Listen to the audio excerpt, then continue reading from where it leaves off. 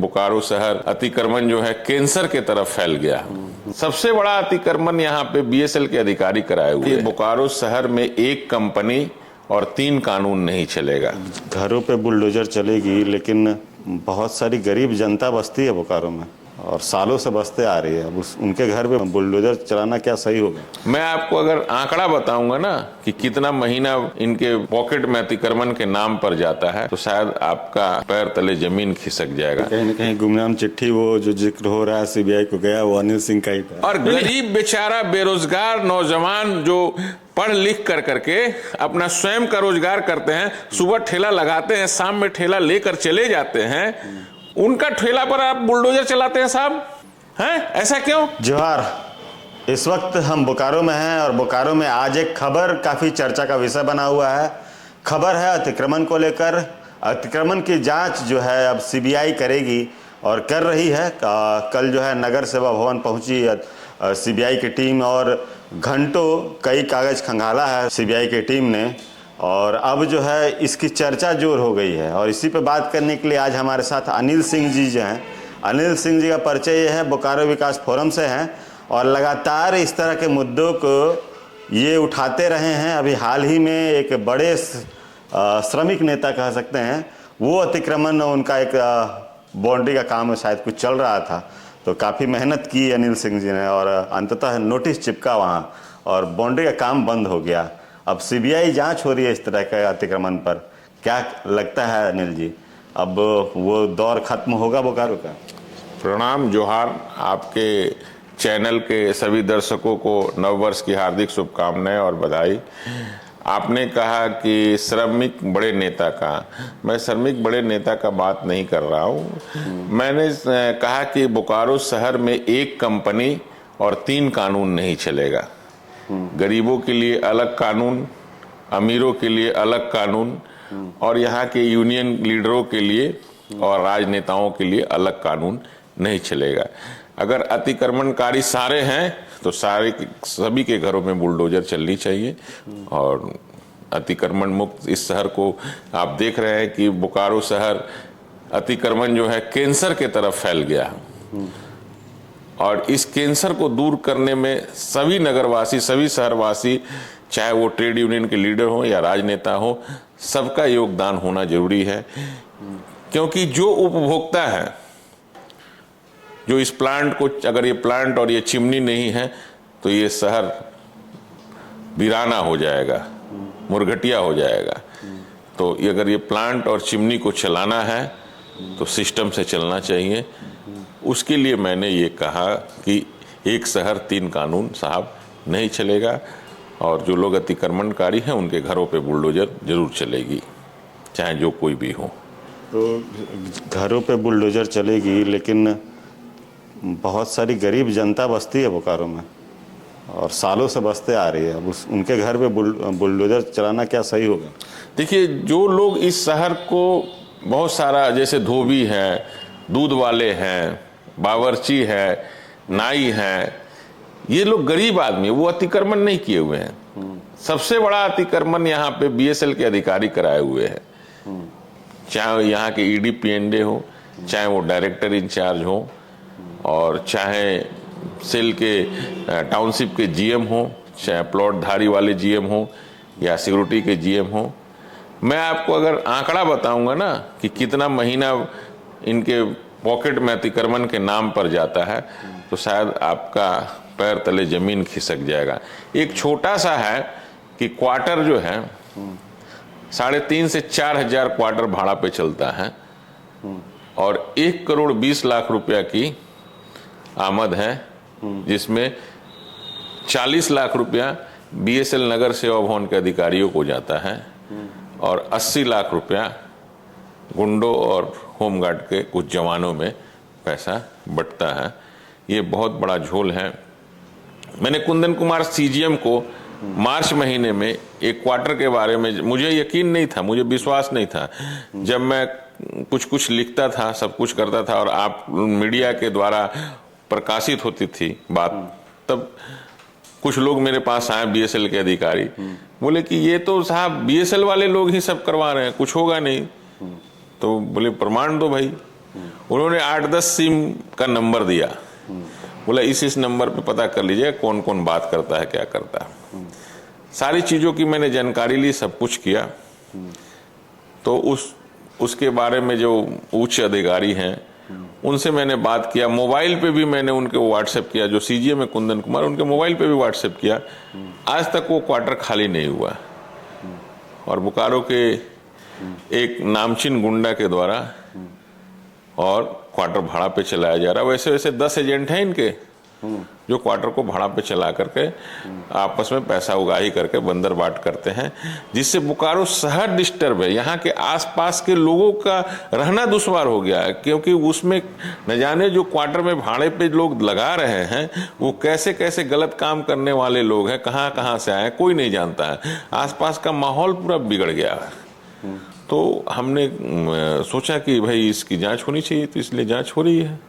यानी कहीं ना कहीं गुमनाम चिट्ठी वो जो जिक्र हो रहा है सीबीआई को गया, वो अनिल सिंह का ही था। नहीं, हमारी कोई चिट्ठी उट्ठी नहीं है। इससे पहले भी तो सीबीआई को चिट्ठी सीएम हॉस्पिटल के डायरेक्टर हैं राजू सिंह, वो दिए हुए हैं। उन्होंने सीबीआई को बहुत सारे बारे में, बहुत सारी चीजों में लिखा है। वेलमार्ट हॉस्पिटल के बारे में लिखा है और सारी चीजों के बारे में, कितनी गड़बड़ी हो रही है। यहाँ तक कि क्या नाम है, जो बोकारो के E0 की बहाली मतलब प्रमोशन दिया गया, उस सब बारे में भी सीबीआई की जांच राजू सिंह ने करवाया हुआ है। वो तो जांच सीएम हॉस्पिटल के डायरेक्टर पहले से करवा रहे हैं। तो अब चूंकि जो अधिकारी है, जो जांच है, अगर वस्तु विषय आपके नजर में आता है, तो अगर बीएसएल के अधिकारी नहीं सुनते हैं तो कहीं ना कहीं तो आपको किसी न किसी एजेंसी को देना ही पड़ेगा।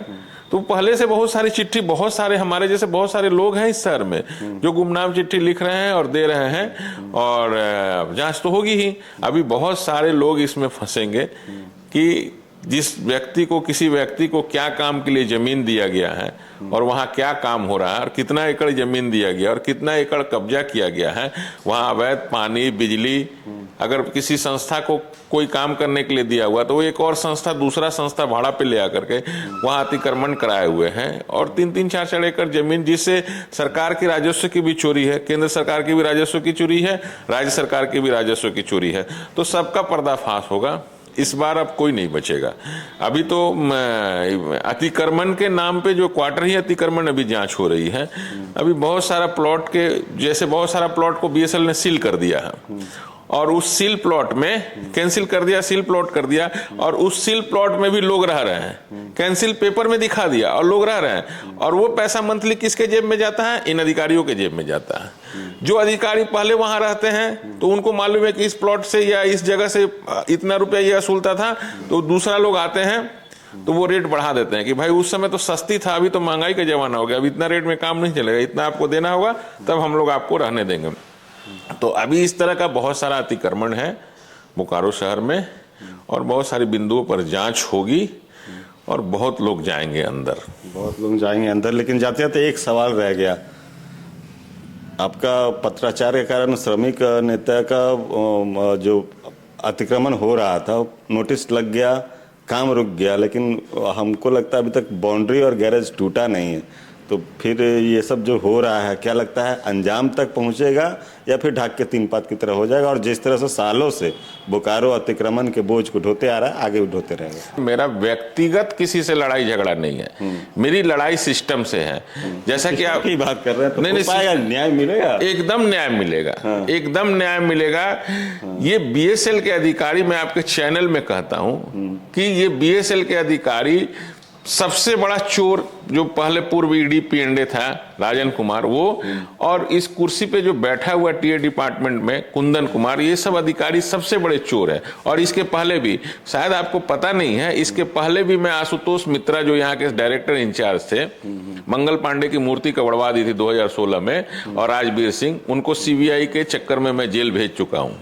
तो अभी भी ये बचेंगे नहीं, चूंकि भगत सिंह का इन लोगों ने 15 अगस्त को अपमान किया था, और उस अपमान का बदला तो मैं लेकर के रहूंगा। जब मैं भूख हड़ताल पे बैठा था, इन्होंने लिखित रिटर्न में मुझसे माफी मांगा और कहा कि मैं उस जगह को नवीकरण करवाता हूं, जो कार्य आज तक नहीं हुआ। कई बार संपर्क किया, ये लोग मेरा फोन उठाना बंद कर दिए और हमसे बात तक नहीं करते हैं। ठीक है, मैंने डायरेक्टर इंचार्ज को भी फोन किया, डायरेक्टर इंचार्ज 2-3 बार फोन से हमसे बात किए, बीके तिवारी साहब। उसके बाद अब वो फोन भी नहीं उठाते हैं और हमको व्हाट्सएप पे भी ब्लॉक किए हुए हैं। कहाँ कहाँ आप ब्लॉक कीजिएगा? आप समझिए साहब कि आप पीएसयू कंपनी में काम करते हैं, आप निजीगत कंपनी में काम नहीं करते हैं।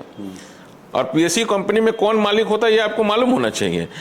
मुझे मालूम है कि मिथिलेश जी आपका भी जन्म यहीं हुआ था, आपके पिताजी भी यहीं प्लांट में थे और बड़ा खून पसीना से सींच करके हमारे और आपके पिताजी ने इस प्लांट को खड़ा किया है।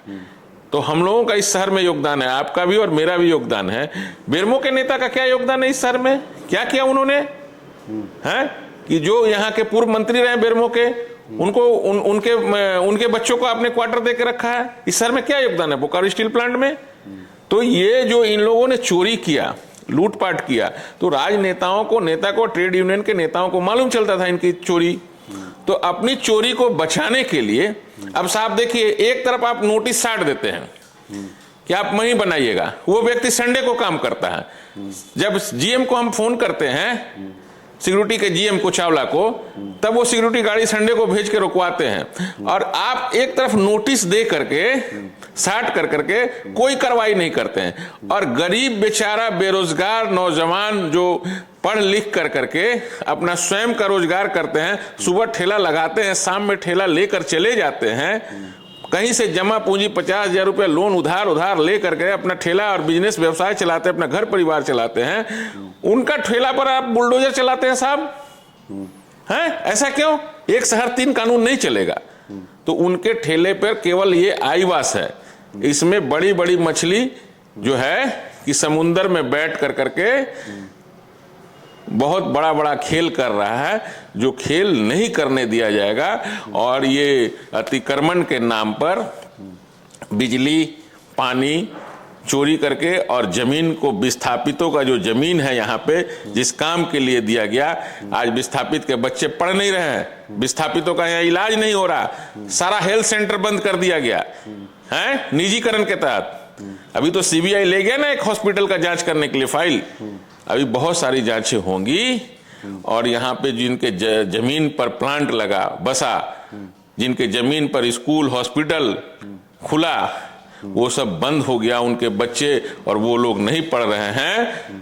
तो ये शहर में ये अत्याचार नहीं होने दिया जाएगा। जो लोग यहाँ आते हैं, चाहे ईडी डायरेक्टर या जीएम बन कर करके और सीजीएम बन करके, लाटशाही ठाट नहीं चलने दिया जाएगा कि आराम से नौकरी करें, एसी कमरा चेंबर में रहें और माल टेबल के नीचे आ रहा है, वो सब नहीं चलने दिया जाएगा। बहुत बहुत अत्याचार हो रहा है, वो सब अत्याचार अब बर्दाश्त नहीं होगा। अब बर्दाश्त नहीं होगा। और उम्मीद भी यही कर रहे हैं कि ये सीबीआई जांच जो अब हो रही है, तब इसमें अब कई लोग जो है अब लाल दरवाजा देखेंगे। अब देखना है कि वो इंतज़ार कब तक होता है, कितना जल्दी जो है ये तमाम चीज़ें वो पटाक्षेप होती है। बाकी अनिल सिंह जी के बातों से आप कितने सहमत हैं, कमेंट करके ज़रूर बताइएगा। शुक्रिया।